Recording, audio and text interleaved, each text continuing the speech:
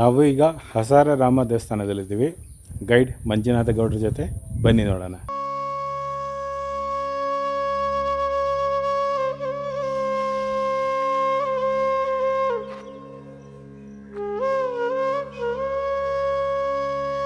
ಈಗ ನಾವಿರೋದು ಹಜಾರ ರಾಮಚಂದ್ರ ದೇವಾಲಯ. ಈ ದೇವಾಲಯ ನಿರ್ಮಾಣ ಮಾಡಿದ್ದು 15ನೇ ಶತಮಾನದಲ್ಲಿ. ಇದು ಅಷ್ಟೇ ಸಂಪೂರ್ಣವಾಗಿ ವಾಸ್ತು ಪ್ರಕಾರ ನಿರ್ಮಾಣ ಮಾಡತಕ್ಕಂಥದ್ದು. ಪೂರ್ವಕ್ಕೆ ಅಭಿಮುಖವಾಗಿರ್ತಕ್ಕಂಥ ಗೋಪುರ, ಸೊ ಮಹಾದ್ವಾರ ಇದೆ. ಅದೇ ರೀತಿ ಪ್ರತಿಯೊಂದು ಗೋಡೆ ಮೇಲೆ ಭಾಳ ಅದ್ಭುತವಾದಂಥ ಚಿತ್ರಗಳಿದೆ. ಈ ಚಿತ್ರದ ಮಹತ್ವ ಏನಂತಂದರೆ, ಮೈಸೂರಲ್ಲಿ ದಸರಾ ಉತ್ಸವ ನಡೀಬೇಕಾದಾಗ ಅಂಬಾರಿ ಹೊರುವಂಥ ಆನೆಗಳಿದ್ದು, ಹಾಗೆ ಮೆರವಣಿಗೆ ಹೋಗ್ತಾ ಇತ್ತು. ಅದೇ ರೀತಿ 14, 15, 16 ಶತಮಾನದಲ್ಲಿ ವಿಜಯನಗರ ಸಾಮ್ರಾಜ್ಯದ ಅತ್ಯಂತ ಬಹಳ ಸುಂದರವಾಗಿರ್ತಕ್ಕಂಥ ವೈಭವದಿರ್ತಕ್ಕಂಥದ್ದು ಅಂದರೆ ದಸರಾ ಉತ್ಸವ. ಆ ದಸರಾ ಉತ್ಸವದಲ್ಲಿ ಈ ಮೆರವಣಿಗೆ ಹೋಗುವಂಥ ಆನೆಗಳು, ಕುದುರೆಗಳು, ನರ್ತಕಿಯರು, ವಾರಿಯರ್ಸ್ ಸೈನಿಕರು, ನೃತ್ಯಗಾರರು, ವಾದ್ಯ ಮೇಳದವರು ಇವರೆಲ್ಲ ಒಬ್ಬರಾಗೊಬ್ಬರು ಪ್ರೊಸೆಷನ್ ಮುಖಾಂತರ ಹೋಗ್ತಾರೆ, ಮೆರವಣಿಗೆ ಮುಖಾಂತರ ಹೋಗ್ತಾಯಿದ್ರು.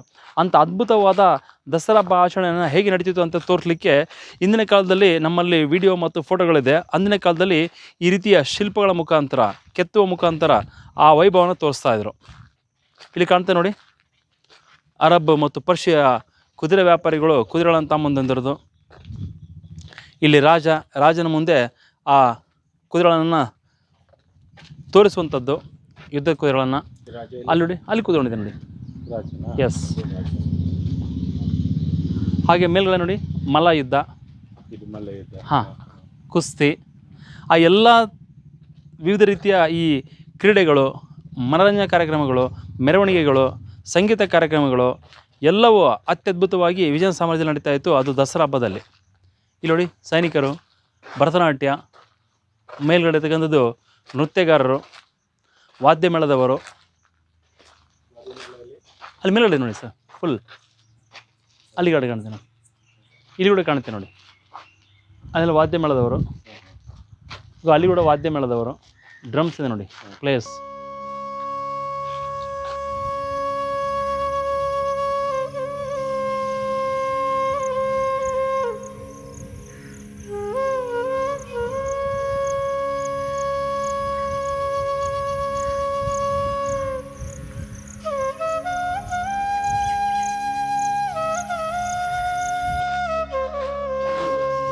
ಇಲ್ಲಿ ನೋಡಿ, ಇವರೆಲ್ಲ ವಾದ್ಯ ಮೇಳದವರು ಕಾಣುತ್ತಲ್ವಾ? ಹಾಗೆ ಅಲ್ಲಿ ನೋಡಿ ನೃತ್ಯಗಾತಿಯರು, ವಾದ್ಯ ಮೇಳದವರು, ನೃತ್ಯಗಾತಿಯರು. ಸೊ ಇದು ಉತ್ತರಕ್ಕೆ ಅಭಿಮುಖವಾಗಿರ್ತಕ್ಕಂಥ ಮಹಾದ್ವಾರ. ಈ ಮಹಾದ್ವಾರದ ಮುಖಾಂತರ ಒಳಗಡೆ ಹೋದಾಗ ಇಲ್ಲಿ ಹಜಾರ ಅಂದರೆ ಸಾವಿರ ರಾಮಾಯಣದ ಕೆತ್ತನೆಗಳಿರ್ತಕ್ಕಂಥ ದೇವಸ್ಥಾನ. ಹಜಾರ ಅಂತಂದರೆ ಒಂದು ಅರಮನೆಯ ಮುಂದಿನ ಒಂದು ಆವರಣಕ್ಕೆ ಹಜಾರಗೂಡ ಅಂತ ಹೇಳ್ತೀವಿ. ಸೊ ಇಲ್ಲಿ ರಾಮಾಯಣದ ಮೊದಲನೆಯ ಚಿತ್ರ ಪ್ರಾರಂಭ ಆಗುತ್ತೆ. ಇವರು ಶ್ರವಣಕುಮಾರ ತನ್ನ ವೃದ್ಧ ತಂದೆ ತಾಯಿಯರನ್ನು ಬುಟ್ಟಿಯಲ್ಲಿ ಹಾಕೊಂಡ್ಬಿಟ್ಟು ತೀರ್ಥಯಾತ್ರೆ ಮಾಡ್ತಕ್ಕಂಥ ಸಮಯದಲ್ಲಿ ಮರದ ಅಡಿಯಲ್ಲಿ ಅವರಿಗೆ ಕೂಡಿಸ್ಬಿಟ್ಟು ನೀರು ತರಲಿಕ್ಕೆ ಹೋಗ್ತಾನೆ. ಆಗ ದಶರಥ ಮಹಾರಾಜ ಶಬ್ದವೇದಿ ಬಾಣದಿಂದ ನೀರನ್ನು ತಗೊಂಡು ಹೋಗಿ ಬಂದಿರತಕ್ಕಂಥ ಶ್ರವಣಕುಮಾರನ ಸಂಹಾರ ಮಾಡ್ತಾನೆ. ಅದೇ ಸಮಯದಲ್ಲಿ ಅವರು ಆ ಕೊಂದಂತಹ ಪಾಪಕ್ಕೆ ಗುರಿಯಾಗಿದ್ದಾಗ ಅವರ ತಂದೆ ತಾಯಿಯರು ಅವರಿಗೆ ಶಾಪವನ್ನು ನೀಡ್ತಾರೆ. ವೃದ್ಧಾಪ್ಯದಲ್ಲಿ ಮಕ್ಕಳಿಂದನೇ ಜೀವನ ಹೇಗೆ ಕಷ್ಟಕರವಾಗಿರುತ್ತೆ ಅಂಥದ್ದೇ ಒಂದು ನಿನಗೆ ಬರಲಿ ಅಂತ ಅವರಿಗೆ ಈ ಶಾಪವನ್ನು ಕೊಟ್ಟಾಗ ದಶರಥ ಮಹಾರಾಜನಿಗೆ 3 ಜನ ಹೆಂಡತಿಯರು, ಸುಮಿತ್ರೆ, ಕೌಸಲ್ಯ, ಕೈಕೇಯಿ. ಆ 3 ಜನ ಹೆಂಡತಿಯರು ಭೃಂಗು ಋಷಿ ಹತ್ರ ಬಂದು ಬೇಡ್ಕೊಳ್ತಾರೆ, ನಮಗೆ ಹೆಂಗಾದರೂ ಸಂತಾನ ಪ್ರಾಪ್ತಿ ಮಾಡಲಿಕ್ಕೆ ಯಾವುದಾದ್ರು ಒಂದು ಯಾಗವನ್ನು ಅಥವಾ ಒಂದು ದಾರಿಯನ್ನು ಮಾಡಿಕೊಡಿ ಅಂತ ಹೇಳಿದಾಗ ಆ ಭೃಂಗು ಋಷಿಯವರು ಇಲ್ಲಿ ಪುತ್ರ ಕಾಮಷ್ಟೆಯನ್ನು ಕೈಗೊಳ್ಳಕ್ಕೆ ಹೇಳ್ತಾರೆ. ಆ ಭೃಂಗು ಋಷಿಯವರು ಪುತ್ರ ಕಾಮಷ್ಟೆಯನ್ನು ಕೊಂಡಾಗ ಅಗ್ನಿದೇವರಡೆ ಬಂದು ಪಾಯಸವನ್ನು ದಶರಥ ಮಹಾರಾಜನಿಗೆ ಕೊಡ್ತಾರೆ. ಆ ದಶರಥ ಮಹಾರಾಜ 3 ಜನ ಹೆಂಡತಿಯವರಿಗೆ ಹಂಚಿದಾಗ ಅವರಿಗೆ 4 ಜನ ಮಕ್ಕಳಾಗ್ತಾರೆ, ರಾಮ, ಲಕ್ಷ್ಮಣ, ಭರತ, ಶತ್ರುಘ್ನ. ಸೊ ಈ ರೀತಿ ದೇವಸ್ಥಾನದ ಸಂಪೂರ್ಣವಾದ ಸುತ್ತದ ಗೋಡೆಯಲ್ಲಿ 3-4 ಹಂತದಲ್ಲಿ ಈ ರೀತಿ ಚಿತ್ರಗಳಿದೆ. 2ನೇ ಹಂತದಲ್ಲಿ ಅವರಿಗೆ ಸಂತಾನ ಭಾಗ್ಯ ಆದಮೇಲೆ ಅವರು ಮೆರವಣಿಗೆಯಲ್ಲಿ ಸಂಭ್ರಮಣ ಆಚರಣೆ ಮಾಡ್ಕೊಳ್ತಾ ಇರೋದು. ಅಲ್ಲಿ ರಾಮ ಮತ್ತು ಲಕ್ಷ್ಮಣನಿಗೆ ಅವ್ರ ತಮ್ಮಂದವರಿಗೆ ವಿಶ್ವಾಮಿತ್ರ ಅವರಿಂದ ಬಿಲ್ವಿದ್ಯೆಯನ್ನು ಕಲಿಸ್ಕೊಡ್ತಕ್ಕಂಥದ್ದು ಗುರುಕುಲದಲ್ಲಿ. ಹೌದು ಸರ್. ಅಲ್ಲಿ ಮೇಲ್ಗಡೆ ತಾಟಕಿ ಸಂಹಾರ, ಹಾಗೆ ಇದು ನೋಡಿ ರಾಕ್ಷಸರಲ್ಲ, ಅಲ್ಲಿ ಶೂರ್ಪಣಖಿ ಲಕ್ಷ್ಮಣ ನೋಡ್ಕೊಂಡು ಮದುವೆ ಆಗಬೇಕು ಅಂತ ಹೇಳಿದಾಗ ರಾಮ ಒಂದು ಲೆಟರ್ ಬರ್ದು ಕೊಟ್ಟು ಕಳಿಸುತ್ತೆ, ಒಂದು ಪತ್ರವನ್ನು. ಅದನ್ನು ತೋರಿಸಿದಾಗ ಮೂಗು ಮತ್ತು ಕಿವಿಯನ್ನು ಕತ್ತರಿಸಂಥದ್ದು. ಸೊ ಅದೇ ರೀತಿ ಕಂಟಿನ್ಯೂ ಆಗಿರ್ತಕ್ಕಂಥದ್ದು. 4ನೇ ಭಾಗದಲ್ಲಿ ಅಲ್ಲಿ ನೋಡಿ ಹನುಮಂತ ಮತ್ತು ಸೈನ್ಯ ಲಂಕೆಗೆ ಹೋಗುವಂಥದ್ದು. ಲಂಕೆಯಿಂದ ಬಂದಾದ್ಮೇಲೆ ಅಲ್ಲಿ ನೋಡಿ ಮೇಲ್ಗಡೆ ಸೀತಾರಾಮ ಪಟ್ಟಾಭಿಷೇಕ ಅಲ್ಲಿ ಕಾಣ್ತಲ್ಲ, ಅಲ್ಲಿಂದ ಅಲ್ಲಿ ವಿಷ್ಣು ಅನಂತ ಪದ್ಮನಾಭ ಮಲ್ಕೊಂಡಿರ್ತಕ್ಕಂಥದ್ದು. ಈ ಕಡೆ ಬನ್ನಿ. ಸೊ ಅಲ್ಲಿ ರಾಮ ಲಕ್ಷ್ಮಣ ವಿಶ್ವಾಮಿತ್ರ ಜೊತೆಗೆ ಹೋಗ್ತಕ್ಕಂಥ ಸಮಯದಲ್ಲಿ ಅಹಲ್ಯ ಶಾಪಕ್ಕೆ ಸೊಳಗಿರೋದು. ರಾಮನ ಪಾದ ಸ್ಪರ್ಶದ ಮೋಕ್ಷದಿಂದ ಆ ಕಲ್ಲಿಂದ ಹೊರಡೆ ಬಂದಿರತಕ್ಕಂಥದ್ದು. ಇಲ್ಲಿ ಕರ ಮತ್ತು ದೂಷಣ ಸಂಹಾರ ಮಾಡುವಂಥದ್ದು. ಅಲ್ಲಿ ರಾಮ ಲಕ್ಷ್ಮಣ ಜನಕ ಮಹಾರಾಜರನ್ನು ಭೇಟಿ ಮಾಡಿದಂಥದ್ದು. ಅಲ್ಲಿ ಸ್ವಯಂವರದಲ್ಲಿ ಆ ಶಿವಧನಸ್ಸನ್ನು ಮುರಿಯುವಂಥದ್ದು. 2ನೇ ಭಾಗದಲ್ಲಿ ನೋಡಿ ಅಲ್ಲಿ ಲಕ್ಷ್ಮಣ ಶೂರ್ಪಣಿಕೆಯ ಮೂಗು ಮತ್ತು ಕಿವಿಯನ್ನು ಕತ್ತರಿಸಕ್ಕಂಥದ್ದು. ಮೇಲ್ಗಡೆ ಅಲ್ಲಿ ಕಾಣ್ತಾ ಇದೆಯಲ್ಲ, ಅಲ್ಲಿ ರಾಮ ಲಕ್ಷ್ಮಣ ಸೀತೆ, ಇಲ್ಲಿ ಮೇಘನಾಥ ಮತ್ತು ಲಕ್ಷ್ಮಣ ಯುದ್ಧ, ರಾಕ್ಷಸರು. ಅಲ್ಲಿ 3ನೇ ಹಂತದಲ್ಲಿ ಹನುಮಂತ ಇಡೀ ಅಶೋಕವನ್ನು ಧ್ವಂಸ ಮಾಡ್ತಕ್ಕಂಥದ್ದು. ಅವ್ರ ಜೊತೆಗೆ ಯುದ್ಧ ಮಾಡಿ ಅಲ್ಲಿ ಸೀತಾಮಾತೆಯನ್ನು ಅಶೋಕವನದಲ್ಲಿ ಭೇಟಿ ಮಾಡುವಂಥದ್ದು. ಈಗಾಗಲೇ ನೋಡಿ ಇಲ್ಲಿ ಈ ದೇವಸ್ಥಾನದೊಳಗಡೆ ಕೆಲವೊಂದು ದೇವಸ್ಥಾನದಲ್ಲಿ ಸಂಪೂರ್ಣವಾಗಿ ಚಿತ್ರಕಲೆಗಳು ಮುಗಿದಿದೆ, ಕಾರ್ವಿಂಗ್ಸ್ ಎಲ್ಲ ಮುಗಿದಿದೆ, ಆದರೆ ಸಂಪೂರ್ಣವಾದ ಕೆಲಸ ಎಲ್ಲ ಮುಗಿದಿದೆ. ಬಟ್ ಇಲ್ಲಿ ಕೆಲವೊಂದು ಅಪೂರ್ಣಗೊಂಡಿರ್ತಕ್ಕಂಥದ್ದು. ಈ ಭಾಗದಲ್ಲಿ ಎಲ್ಲ ಡಿಸೈನ್ ಆಗಿದೆ, ಮಾಡಲ್ ಇದೆ, ಬಟ್ ಈ ಭಾಗದಲ್ಲಿ ಇಲ್ಲ. ಸೊ ಮಾಡಬೇಕಂತ ಸಮಯದಲ್ಲಿ ನಿಂತಿರ್ಬೋದು ಅಪೂರ್ಣಗೊಂಡಿರ್ತಕ್ಕಂಥ ಭಾಗಗಳು. ಈ ಒಂದು ಯಾಗ ಮಂಟಪ ಅಥವಾ ಯಜ್ಞ ಮಂಟಪವನ್ನು ನಂತರದಲ್ಲಿ ನಿರ್ಮಾಣ ಮಾಡಿದ್ದಾರೆ. ಹಾಗಾಗಿ ಅಲ್ಲಿ ಒಳಗಡೆ ರಾಮಾಯಣದ ಸನ್ನಿವೇಶಗಳು ಕಂಟಿನ್ಯೂ ಆಗಿದೆ. ಇದು ನಂತರದಲ್ಲಿ ಆ್ಯಡ್ ಆಗಿರ್ತಕ್ಕಂಥದ್ದು. ಬೇರೆ ರಾಜ್ಯಗಳು ಬಂದು ಇದನ್ನು ಮಾಡಿರುವಂಥದ್ದು. ಸಹಜವಾಗಿ ಇಲ್ಲಿ ಯಜ್ಞ ಮಂಟಪ ಇರಬಾರ್ದು, ನಂತರದಲ್ಲಿ ಆ್ಯಡ್ ಆಗಿದ್ದಕ್ಕೆ ಕೆಲವೊಂದೆಲ್ಲ ವಿಕೋಪಗಳಾಗಿದೆ ನೋಡಿ. ಎಮ್ಮೆಗಳಿಗೆ ಮದ್ದಿರ್ತಕ್ಕಂಥದ್ದು ಸಪೋರ್ಟ್ ಕೊಟ್ಟಿದ್ದಾರೆ ಅದನ್ನು. ಹೌದು.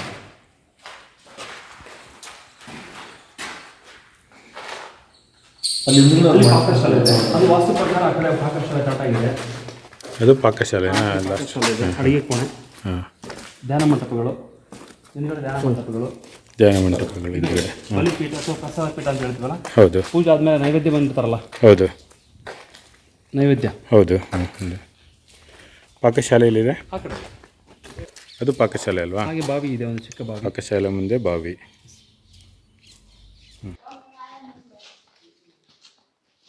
ಸೊ ಇಲ್ಲಿ ನೋಡಿ ಅಲ್ಲಿ ಒಳಗೆ ಕಾಣಂತಲ್ಲ, ರಾಮ ಸೀತೆ ಕಲ್ಯಾಣೋತ್ಸವ.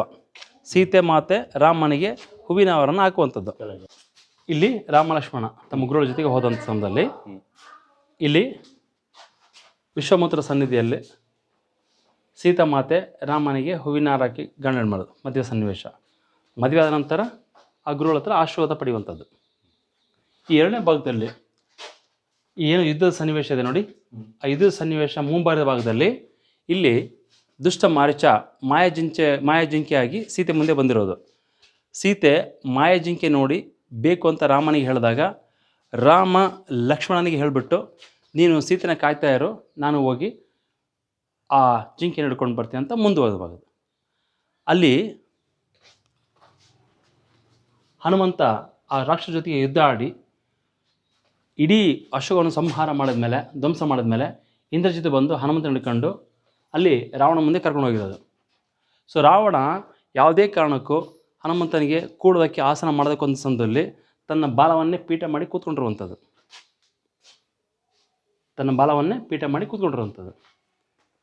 ಇದು ಗರುಡ, ಇದು ದೀಪ ಹಿಡ್ಕೊಂಡಿರುವಂತಹ ಸುಂದರಿ. ಯುದ್ಧ ಅಗೇನ್ ದೀಪ ಇರ್ತಕ್ಕಂಥದ್ದು ಹನುಮಂತ. ಈ ಮುಂಭಾಗದ ಭಾಗದಲ್ಲಿ ಮದುವೆ ಆದ ನಂತರ ನಮ್ಮಲ್ಲಿ ಒಂದು ಸಂಪ್ರದಾಯ ಇದೆ, ಅದು ಊರಲ್ಲಿ ಮೆರವಣಿಗೆ ಹೋಗೋದು. ಸೊ ಅದೇ ರೀತಿ ನವವಧುವರರ ಮೆರವಣಿಗೆ. ಸಹಜವಾಗಿ ರಥ ಅಂದರೆ 2 ಚಕ್ರದಿರುತ್ತೆ, ಇಲ್ಲಿ 6 ವೀಲರ್ ಚಕ್ರ ಇದೆ. 2 ವೀಲರು, 4 ವೀಲರು, 6 ವೀಲರ್ ಇರುತ್ತಲ್ಲ ಆ ಥರ 6 ಚಕ್ರದ ರಥಗಳು ವೈಭವವಾಗಿ ತೋರಿಸಲಿಕ್ಕೆ.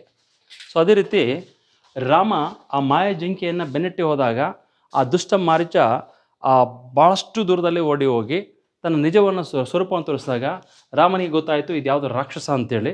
ಹಾಗಾಗಿ ಅರ್ಧ ಜಿಂಕೆ ಅರ್ಧ ಮನುಷ್ಯನ ದೇಹ ಇರ್ತಕ್ಕಂಥದ್ದು. ಸೊ ಹಾಗಾಗಿ ರಾಮ ಆ ಮಾರೀಚವನ್ನು ಸಂಹಾರ ಮಾಡಿದ ಮೇಲೆ ಸಾಯೋಕ್ಕಿಂತ ಮುಂಚೆ ಸೀತೆ ಲಕ್ಷ್ಮಣ ನನ್ನನ್ನು ಕಾಪಾಡಿ ಕಾಪಾಡಿ ಅಂತ ಕೂಕೊಳ್ತಾನೆ. ಅದೇ ಸಮಯದಲ್ಲಿ ಸೀತಾ ಮಾತೆ ಲಕ್ಷ್ಮಣಿಗೆ ಹೇಳ್ತಾರೆ, ನಿಮ್ಮ ಅಣ್ಣ ಯಾವುದೂ ತೊಂದರೆದಿರ್ಬೋದು, ನೀನು ಹೋಗಿ ಸಹಾಯ ಮಾಡು ಅಂತ.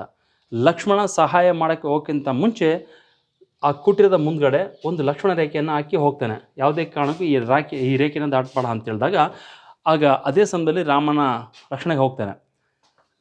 ಇಲ್ಲಿ ನೋಡಿ, ಅದೇ ಸಮಯದಲ್ಲಿ ರಾವಣ ಆ ರೇಖೆಯನ್ನು ದಾಟೋಕ್ಕೆ ಆಗದಿರೋ ಸಮಯದಲ್ಲಿ ಒಬ್ಬ ಭಿಕ್ಷುಕನಾಗಿ ಸೀತೆಯ ಮುಂದೆ ಬಂದು ಭಿಕ್ಷೆಯನ್ನು ಬಿಡುವಂಥದ್ದು.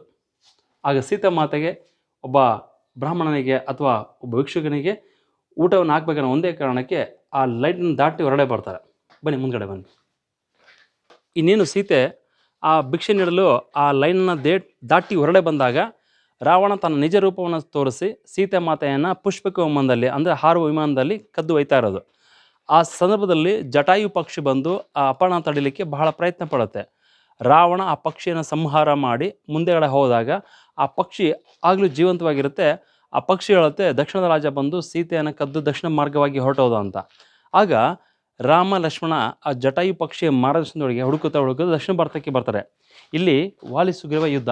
ರಾಮ ಬಂದು ವಾಲಿನ ಸಂಹಾರ ಮಾಡ್ತಾನೆ. ಸುಗ್ರೀವನ ಪಟ್ಟಾಭಿಷೇಕದ ನಂತರ ಮತ್ತು ಹನುಮಂತನ ಸಹಾಯದಿಂದ ಇಡೀ ಸೀತೆಯನ್ನು ಹುಡುಕುವಂಥ ಕಾರ್ಯ ಶುರುವಾಗುತ್ತೆ ಈ ಕಿಷ್ಕಿಂಧ ನಗರ, ಕಿಷ್ಕಿಂಧ ಸಾಮ್ರಾಜ್ಯದಲ್ಲಿ. ಸಂಪೂರ್ಣವಾಗಿ ಹಳೆಗನ್ನಡ ಮತ್ತು ಸಂಸ್ಕೃತದ ತೆಲುಗಲ್ಲಿರ್ತಕ್ಕಂಥದ್ದು ಶಾಸನಗಳು. ಕೆಲವೊಂದು ಕಡೆ ಹಳೆಗನ್ನಡ ಸಂಸ್ಕೃತ ಇದೆ, ಕೆಲವೊಂದು ಕಡೆ ತೆಲುಗು ಮತ್ತು ಹಳೆಗನ್ನಡ ಇದೆ. ಇಲ್ಲಿ ಮಂಥರೆ ಎಲ್ಲ ವಿಷಯಗಳನ್ನು ಕೈಕೇಯಿಗೆ ಹೇಳ್ಕೊಡುವಂಥದ್ದು. ಹೌದು. ಸೊ ಆಗ ಕೈಕೇಯಿ ದಶರಥ ಮಹಾರಾಜನಿಗೆ ನನ್ನ ಮಗನನ್ನೇ ಪಟ್ಟಾಭಿಷೇಕ ಮಾಡಬೇಕು ಅಂತ ಕೇಳ್ಕೊಳ್ತಾ ಇರೋದು. ಸೊ ರಾವಣನ ಸಂಹಾರಕ್ಕಿಂತ ಮುಂಚೆ ಈಶ್ವರನ ಒಂದು ಪೂಜೆ ಮಾಡ್ತಾರೆ, ಪಂಚಲಿಂಗ ಪೂಜೆ. ಅಲ್ಲಿ ಮೇಲ್ಗಡೆ ನೋಡಿ, ಆ ಸುಗ್ರೀವ ರಾಮನ ಶಕ್ತಿಯನ್ನು ನೋಡೋದಕ್ಕೋಸ್ಕರ 7 ತಾಳೆ ಮರಗಳನ್ನು ಒಂದೇ ಬಾಣದಲ್ಲಿ ಹೊಡೆದುಳಿಸೋಕ್ಕೆ ಹೇಳ್ತಾರೆ. ರಾಮ ಒಂದೇ ಬಾಣದಲ್ಲಿ 7 ತಾಳೆ ಮರಗಳನ್ನು ಹೊಡೆದುಳಿಸೋದು. ಅಲ್ಲಿ ಕಾಣ್ತಿಲ್ಲ, ರಾಮ ವಾಲಿನ ಸಂಹಾರ ಮಾಡಿದ್ಮೇಲೆ ತಾರೆ ಮತ್ತು ಅಂಗದ, ಸುಗ್ರೀವ ಮತ್ತು ಲಾರ್ಡ್ ರಾಮ. ಭರತ ರಾಮನಿಗೆ ಬಂದು ಬೇಡ್ಕೊಳ್ತಾ ಇರೋದು, ಹೇಗಾದರೂ ಮಾಡಿ ಈ ವನವಾಸ ಇಲ್ಲಿಗೆ ನಿಲ್ಲಿಸಿ ಬಂದು ಈ ಅಯೋಧ್ಯೆ ನಗರವನ್ನು ರಾಜ್ಯಾಡಳಿತವಾಗಿ ಮಾಡಬೇಕು ಅಂತ ಕೇಳ್ಕೊಳ್ತಾ ಇರೋದು. ಸೊ ರಾಮ ಯಾವುದೇ ಕಾರಣಕ್ಕೂ ಅವನ ಮನವಿಯನ್ನು ಒಪ್ಪದೆ ಹಾಗೆ ಹೇಳ್ತಾನೆ, ತನ್ನ ಪಾದುಕೆಗಳನ್ನು ತೊಗೊಂಡೋಗಿ ಭರತ ಇಟ್ಟು ಆ ಸಾಮ್ರಾಜ್ಯನ ಮುಂದುವರ್ಸ್ಕೊಂಡು ಹೋಗ್ತಾನೆ. ಅಲ್ಲಿ ಗಾಡ್ಸ್ ಮತ್ತು ಕ್ವೀನ್ಸ್ ಇಲ್ಲಿ ಕಾಣ್ತಾ ಇದೆಯಲ್ಲ, ಇದು ಡಿವೈನ್ ಪಾರ್ಟ್, ಪೂರ್ಣಕುಂಭ. ಇಲ್ಲಿ ವಾಲಿ ಸುಗ್ರೀವ, ರಾಮ ಲಕ್ಷ್ಮಣ ಹನುಮಂತ. ಇಲ್ಲಿ ಕೃಷ್ಣ ಬಾಲಕೃಷ್ಣ, ರಾಮ ಲಕ್ಷ್ಮಣ. ಇಲ್ಲಿ ವಿಷ್ಣು, ಐರಾವತ ಮತ್ತು ವಿಷ್ಣು. ಸೊ ಅದೇ ರೀತಿ ಪೂರ್ಣಕುಂಭ, ಅಲ್ಲಿ ಪೂರ್ಣಕುಂಭ ಒಂದು ವಿಭಿನ್ನವಾಗಿದೆ, ಇಲ್ಲಿ ಪೂರ್ಣಕುಂಭ ವಿಭಿನ್ನವಾಗಿದೆ. ಹನುಮಂತ ಮತ್ತು ಗರುಡ, ದ್ವಾರಪಾಲಕರು ಜಯ ಮತ್ತು ವಿಜಯ. ಹಾಗೇನು ಪೂರ್ಣಕುಂಭ. ಅಲ್ಲಿ ಕೃಷ್ಣ, ಅದು ಶೇಷನಾಗ ವೇಣುಗೋಪಾಲ ಕೃಷ್ಣ. ಸೊ ಅಲ್ಲಿ ಕಾಣ್ತಾ ಇದೆಯಲ್ಲ, ಅದು ಉತ್ಸವ ಮಂಟಪ, ಸೆರೆಮನಿ ಹಾಲ್. ನಾನು ಆಗಲೇ ಹೇಳ್ದಂಗೆ ಇದು ದಕ್ಷಿಣಕ್ಕೆ ಅಭಿಮುಖವಾಗಿರ್ತಕ್ಕಂಥ ಮಹಾದ್ವಾರ, ಚಿಕ್ಕ ಮಹಾದ್ವಾರ. ಅಲ್ಲಿ ಕಲ್ಲಿನ ಕಾಲುವೆ ಮುಖಾಂತರ ಎಲ್ಲ ಕಡೆ ನೀರು ಹಾಯ್ದು ಹೋಗುವಂಥ ವ್ಯವಸ್ಥೆ ಇದೆ. ಅಲ್ಲಿ ನೋಡಿ, ಇದೇ ರೀತಿ. ಸೊ ನೀರು ಎಲ್ಲ ಕಡೆನೂ ನೀರು ಹರಿದು ಹೋಗುವಂಥ ವ್ಯವಸ್ಥೆ, ಭಾಳ ಬ್ಯೂಟಿಫುಲ್ ಆಗಿ ನೀರಾವರಿಯನ್ನು ವಿಜಯನಗರ ಸಾಮ್ರಾಜ್ಯದಲ್ಲಿ ಮಾಡಿದ್ದಾರೆ. ಬಾವಿ. ಸೊ ಸಹಜವಾಗಿ ಇಲ್ಲಿ ಅಂತರ್ಜಲ ಬರುತ್ತೆ. ಅಂತರ್ಜಲದ ಬರೋ ಜೊತೆಗೆ ಈಗ ಕಾಲು ನೀರು ಕೂಡ ಹೋಗ್ತಾ ಇತ್ತು.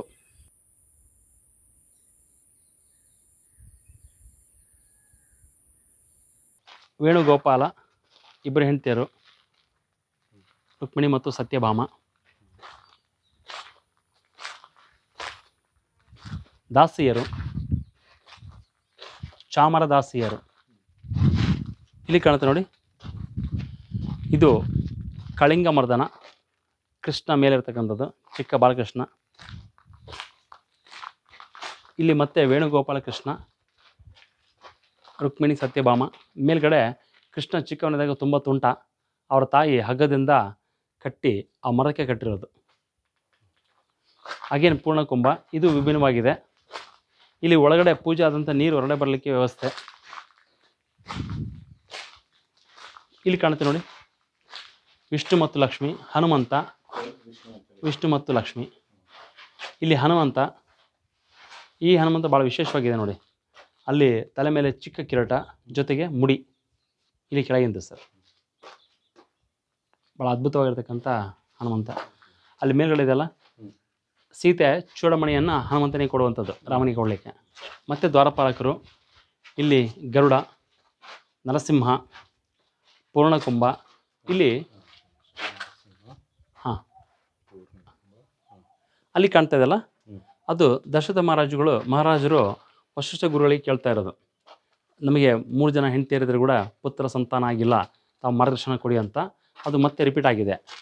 ಸೊ ಅವರು ಪುತ್ರ ಕಾಮಿಷ್ಠಯಾಗನ ಕೈಗೊಳ್ಳಲಿಕ್ಕೆ ಹೇಳ್ತಾರೆ. ಆ ಪುತ್ರ ಕಾಮಿಷ್ಠಯಾಗನ ಕೈಗೊಂಡಾಗ ಇಲ್ಲಿ ಭೃಂಗ ಋಷಿ ಅಗ್ನಿ ಪೂಜೆ ಮಾಡಿದಾಗ ಅಗ್ನಿದೇವರೊಡ ಬಂದು ಪಾಯಸವನ್ನು ಕೊಡುವಂಥದ್ದು.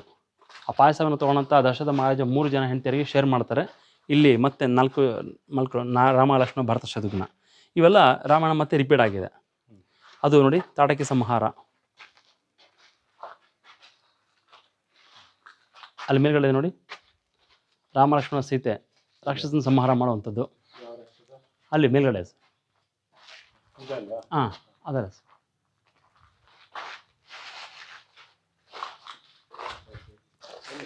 ಇದು ಅಮ್ಮನವರ ದೇವಸ್ಥಾನ. ಸೊ ಒಳಗಡೆ ಮೂರ್ತಿ ಎಲ್ಲ, ಪೂಜೆ ಎಲ್ಲ. ಇದು ಭಾಳ ಬ್ಯೂಟಿಫುಲ್ ಆಗಿರ್ತಕ್ಕಂಥದ್ದು. ಕೃಷ್ಣ, ಬೆಣ್ಣೆನ ತಿಂದಾದ್ಮೇಲೆ ಅವರಮ್ಮ ಬೈತಾರೆ. ಆಗ ತಪ್ಪಾಯಿತು, ಕ್ಷಮಿಸಿ ಅಮ್ಮ ಅಂತ ಕಿವಿ ಹಿಡ್ಕೊಂಡು ಕ್ಷಮೆ ಕೇಳ್ತಾ ಇರೋದು. ಸಹಜವಾಗಿ ಎಲ್ಲ ದೇವಸ್ಥಾನದಲ್ಲೂ ಬಿಳಿ ಕಲ್ಲನ್ನೇ ಬಳಸ್ಕೊಂಡಿದ್ದಾರೆ. ಆದರೆ ಇಲ್ಲಿ ಮಾತ್ರ ಕಪ್ಪು ಶಿಲೆಯನ್ನು ಬಳಸ್ಕೊಂಡಿದ್ದಾರೆ. ಆ ಕಪ್ಪು ಶಿಲೆಯಲ್ಲಿ ಬಹಳ ಅದ್ಭುತ ಮತ್ತು ವಿಭಿನ್ನ ರೀತಿಯ ಶಿಲ್ಪಕಲೆಗಳನ್ನು ನೋಡ್ಬೋದು. ಹಾಗೆ ಆ ಡಿಸೈನ್ ಆರ್ಟನ್ನು ನೋಡ್ಬೋದು. ಇಲ್ಲಿ ವಿಷ್ಣು ದಶಾವತಾರಗಳನ್ನು ಕೆತ್ತಿದ್ದಾರೆ. ಆದರೆ ಕೆಲವೊಂದು ಕಡೆ ಎಲ್ಲ ಮುಖ ಮತ್ತು ಕೆಲ ಭಾಗಗಳೆಲ್ಲ ಭಗ್ನಗೊಂಡಿದೆ. ಈ ರಂಗಮಂಟಪ ಮತ್ತು ಗರ್ಭಗೃಹದ ಮಧ್ಯದಲ್ಲಿ ಒಂದು 3 ಸ್ಟೆಪ್ಸ್ ಇದೆ. ಮೇಲ್ತಕ್ಕಂಥ ಚಾವಣಿ ಅಷ್ಟಕೋನ ಚಾವಣಿ.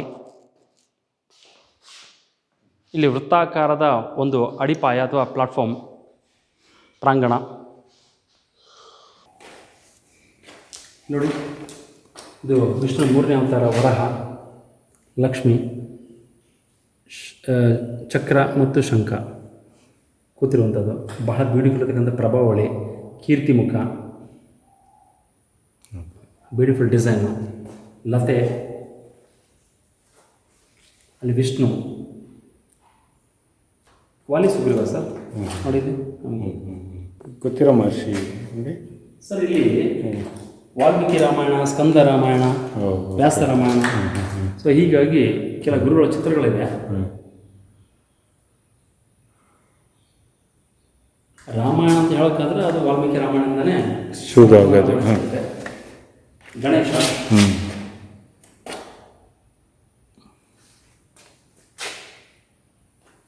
ಎಲ್ಲ ತುಂಬ ಎಲ್ಲ ಡೀಫೇಸ್ ಆಗಿದೆ. ಮುಖಗಳೆಲ್ಲ ಸಂಪೂರ್ಣವಾಗಿ ಭಗ್ನಗೊಂಡಿದೆ.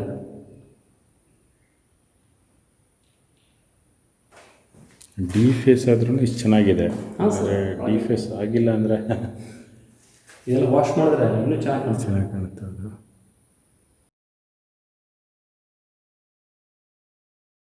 ಈ ಪ್ರಾಂಗಣದ ಒಳಗಡೆ ಈ ಶ್ರೀರಾಮಚಂದ್ರ ಕುಟುಂಬದ ಚಿತ್ರಗಳನ್ನು ನೋಡ್ಬೋದು. ರಾಮ, ಲಕ್ಷ್ಮಣ, ಭರತ, ಶತ್ರುಘ್ನ, ಸೀತೆ, ಊರ್ಮಿಳೆ, ಮಾಂಡವಿ, ಶ್ರುತಕೀರ್ತಿ, 4 ಜನ ಅಣ್ಣ ತಮ್ಮಂದಿರು ಮತ್ತು ಅಕ್ಕ ತಂಗಿಯರು. ಇಲ್ಲಿ ನೋಡಿ ದಶರಥ ಮಹಾರಾಜ, ಕೌಸಲ್ಯ, ಸುಮಿತ್ರೆ, ಕೈಕೇಯಿ, ಮಂತಾರ. ಮೇಲ್ಗಡೆ ರಾಮ, ಲಕ್ಷ್ಮಣ, ಹನುಮಂತ ಸಂಹಾರ ಮಾಡೋದು. ಇಲ್ಲಿ ನೋಡಿ ರಾಮ, ಲಕ್ಷ್ಮಣ ಈ ಕಡೆ, ಅದು ರಾಮ ಸೇತುವೆ ನಿರ್ಮಾಣ. ಎಸ್, ಇದು ಶ್ರೀರಾಮನ ಪಟ್ಟಾಭಿಷೇಕ. ಅದೇ ರೀತಿ ಹನುಮಂತ ಮತ್ತು ಆರ್ಮಿಯವರು ರಾಮನನ್ನು ಭೇಟಿ ಮಾಡ್ತಕ್ಕಂಥದ್ದು. ಅಲ್ಲಿ ಮೇಲ್ಗಡೆ ರಾಮ ರಾವಣ ಸಂಹಾರ ಮಾಡಿದ್ಮೇಲೆ ರಾವಣ ರಥದಿಂದ ಕೆಳಗಡೆ ಬೀಳ್ತಾ ಇರೋದು. ಹಾಗೆ ಕೊನೆಯ ಅಂತಿಮ ಯಾವುದು ಮೇಲ್ಗಡೆ ನೋಡಿ ಸರ್, ಮೇಲೆ ಬೀಳ್ತಾ ಇರೋದು. ಸೊ ಇಷ್ಟು ಅದ್ಭುತವಾಗಿರ್ತಕ್ಕಂಥ ರಾಮಾಯಣದ ಕೆಲ ಸನ್ನಿವೇಶಗಳ ಚಿತ್ರಗಳು ಗೋಡೆ ಮೇಲೆ ಸಂಪೂರ್ಣವಾಗಿದೆ. ಸೊ ಈ ಚಿತ್ರಗಳು ಮಾಡಲಿಕ್ಕೆ ಕಾರಣ ಅಂತಂದರೆ, ಅಂದಿನ ಕಾಲದಲ್ಲಿ ದೇವಸ್ಥಾನ ಒಂದು ವಿದ್ಯಾಕೇಂದ್ರಗಳಾಗಿದ್ವು. ಹಾಗೆ ಈ ವಿದ್ಯಾಕೇಂದ್ರದ ಜೊತೆಗೆ ಬರ್ತಕ್ಕಂಥ ಭಕ್ತಾದಿಗಳಿಗೆ ರಾಮಾಯಣ, ಮಹಾಭಾರತನ ಮಹಾಕಾವ್ಯಗಳ ಚರಿತ್ರೆಯನ್ನು, ಕಥೆಗಳನ್ನು ಹೇಳುವಂಥದ್ದು ಆ ಕಾರ್ಯಕ್ರಮಗಳು ನಿರಂತರವಾಗಿ ನಡೀತಾ ಇತ್ತು. ಸೊ ಎಲ್ರಿಗೂ ಕೇಳದಂಥ ಸಂದರ್ಭದಲ್ಲಿ ಈ ಹೊರಗಿರ್ತಕ್ಕಂಥ ಭಿತ್ತಿ ಚಿತ್ರಗಳೇನಿದೆಯಲ್ಲ ಆ ಚಿತ್ರಗಳ ಮುಖಾಂತರ ನೋಡ್ಕೊಂಬಿಟ್ಟು ರಾಮಾಯಣನ ತಿಳ್ಕೊಳ್ಳುವಂಥದ್ದು, ಕೇಳ್ಕೊಳ್ಳುವಂಥದ್ದು, ಕಥೆಯನ್ನು ತಿಳ್ಕೊಳ್ಳುವಂಥದ್ದು ಕಾರ್ಯಕ್ರಮಗಳ ಅಂದಿನ ಕಾಲದಲ್ಲಿ ನಿರಂತರವಾಗಿ ಮಾಡ್ತಾಯಿದ್ರು. ಹಾಗಾಗಿ ರಾಮಾಯಣದ ಕೆತ್ತನೆಗಳನ್ನು ಸಂಪೂರ್ಣವಾಗಿ ದೇವಸ್ಥಾನ ಹೊರಭಾಗದಲ್ಲಿ ಕೆತ್ತಿದ್ದಾರೆ. ಈಗ ನಾವಿರೋದು ಹಜಾರ ರಾಮಚಂದ್ರ ದೇವಾಲಯದ ಮುಂಭಾಗದಲ್ಲಿ. ಎಲ್ಲ ದೇವಸ್ಥಾನಗಳ ಮುಂದೆ ಮಾರುಕಟ್ಟೆ ಹೇಗಿದೆ ಅದೇ ರೀತಿ ಅಜಾರಾಮ ದೇವಸ್ಥಾನ ಮುಂದೆ ಕೂಡ ಒಂದು ಮಾರುಕಟ್ಟೆ ಇದೆ. ಆ ಮಾರುಕಟ್ಟೆ ಪಾನ್ ಸುಪಾರಿ ಬಜಾರ್. ಪಾನ್ ಸುಪಾರಿ ಅಂದರೆ ಅಂದಿನ ಕಾಲದಲ್ಲಿ ಈ ಫಲ ತಾಂಬೂಲಗಳಿದೆಯಲ್ಲ ಅದೇ ರೀತಿ ಈ ತಾಂಬೂಲವನ್ನು ಅಂದರೆ ಅಡಿಕೆ ಮತ್ತು ಎಲೆ ಅದುವಾಗಿ ವಿಶೇಷವಾದ ಮಾರುಕಟ್ಟೆ. ಸೊ ಈ ಮಾರುಕಟ್ಟೆ ಅಂದಿನ ಕಾಲದಲ್ಲಿ ಬಹಳ ವಿಶಿಷ್ಟ ಮತ್ತು ಪ್ರಸಿದ್ಧಿಯಾಗಿ ಪಡೆದಿತ್ತು. ಅದು ಅರಮನೆ ಆವರಣ ಪಕ್ಕದಲ್ಲಿ ಮತ್ತು ಈ ರಾಜ್ಯ ಪ್ರಾಂಗಣದ ಪಕ್ಕದಲ್ಲೇ ಇರುವಂಥದ್ದೇ. ಇಲ್ಲಿ ಒಂದು ಚಿಕ್ಕ ಪುಷ್ಕರಣ ಇದೆ. ಆ ಪುಷ್ಕರಣ ಪಕ್ಕದಲ್ಲೇ ಪಿಲ್ಲರ್, ಅದು ಗರುಡ ಸ್ತಂಭ. ನಾನು ಆಗಲೇ ಹೇಳ್ದಂಗೆ ಪ್ರತಿಯೊಂದು ದೇವಸ್ಥಾನದಲ್ಲೂ ಬೇರೆ ಬೇರೆ ರೀತಿ ವಿಭಿನ್ನ ರೀತಿಯಲ್ಲಿ ತೋರಿಸೋಕ್ಕೆ ಪ್ರಯತ್ನ ಪಡಿದ್ದಾರೆ. ಕೆಲವೊಂದು ದೇವಸ್ಥಾನದಲ್ಲಿ ಪಿಲ್ಲರ್ ಇದೆ, ಗರುಡ ಸ್ತಂಭ. ಕೆಲವೊಂದು ದೇವಸ್ಥಾನದಲ್ಲಿ ಮಂಟಪ ಇದೆ. ಅದೇ ವಿಜಯವಾಡ ದೇವಸ್ಥಾನದಲ್ಲಿ ಕಲ್ಲಿನ ರಥ ಇದೆ. ಸೊ ಮೇಲಿರ್ತಕ್ಕಂಥ ಗೋಪುರ ಎಲ್ಲ ಇತ್ತು. ಅದೇ ರೀತಿ ಪ್ರತಿಯೊಬ್ಬ ರಾಜ್ಯ ತನ್ನ ಸಂದರ್ಭದಲ್ಲಿ ಏನಾದರೂ ವಿಶೇಷತೆ ಮತ್ತು ವಿಭಿನ್ನತೆ ತೋರಿಸೋಕ್ಕೋಸ್ಕರ ಇಂಥ ಪ್ರಯತ್ನಗಳು ಮಾಡೋದಕ್ಕೆ ಈ ಒಂದು ಮಾರುಕಟ್ಟೆ ಮತ್ತು ಈ ಪಿಲ್ಲರ್. ಅಲ್ಲಿ ಒಂದು ಚಿಕ್ಕ ದೇವಸ್ಥಾನ ಇದೆ, ಅದು ಪಟ್ಟಣದ ಯಲ್ಲಮ್ಮ ದೇವಸ್ಥಾನ ಅಂತ. ಅದೆಲ್ಲ ಅರಮನೆ ಆವರಣ, ಗಜಶಾಲೆ, ಕಾವಲು ಗೋಪುರ ಮತ್ತು ರಾಣಿಯರ ಬೇಸಿಗೆ ಅರಮನೆಗಳು, ಕಮಲ್ ಮಹಲ್, ಲೋಟಸ್ ಮಾಲ್ ಥರ ಇರ್ತಕ್ಕಂಥದ್ದು.